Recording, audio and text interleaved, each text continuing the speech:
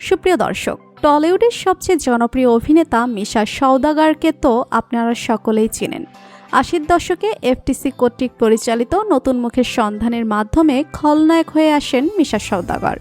এরপর চটকু আহমেদের পরিচালিত চেতনা সিনেমায় অভিনয় করে তিনি বাংলা সিনেমা জগতে পা রাখেন। আজকের এই ভিডিওতে আমরা খলনায়ক মিশা সওদাগরের ছেলের সম্পর্কে জানব। বিস্তারিত জানতে ভিডিওটি না টেনে শেষ পর্যন্ত দেখতে থাকুন।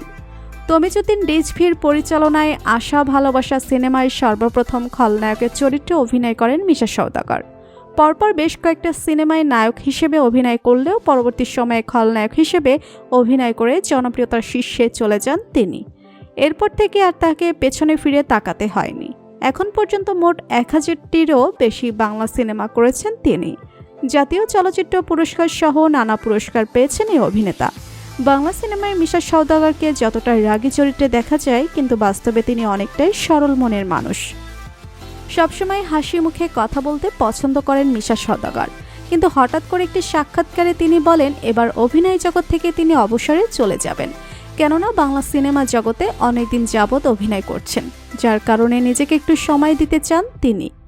বর্তমানে তিনি টলিউডের শিল্পী সমিতির নির্বাচিত সভাপতি হিসেবে দায়িত্ব পালন করছেন। তো বন্ধুরা, এই পর্যন্ত আমরা মিশা সওদাগর সম্পর্কে অনেক কিছুই জেনেছি। এবার আমরা মিশা সওদাগরের ছেলে সম্পর্কে জানব।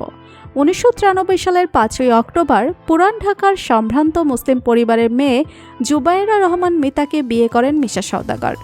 বিয়ের কয়েক বছর পরে তাদের ঘর আলো করে একটি পুত্র সন্তানের জন্ম হয়, যার নাম হচ্ছে ওয়ারিদ হাসান। মিশা সওদাগরের বড় ছেলে হচ্ছে ওয়ারিদ হাসান। বর্তমানে তিনি পড়াশোনা করছেন যুক্তরাষ্ট্রে। অন্যদিকে মিশা সওদাগরের ছোট ছেলে ওয়াসকরনী হাসান ঢাকার একটি স্কুলে পড়াশোনা করছেন। মিশা সওদাগর সবসময় তার পরিবারের সাথে সময় কাটাতে পছন্দ করেন, আর বাংলা সিনেমায় সবথেকে কাছের বন্ধু ছিল ওমর সানি। যদিও ঢালিউডের শিল্পী সমিতির নির্বাচন নিয়ে দুই বন্ধুর সম্পর্ক নষ্ট হয়ে যায়।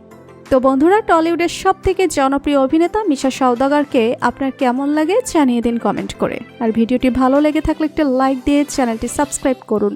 ধন্যবাদ।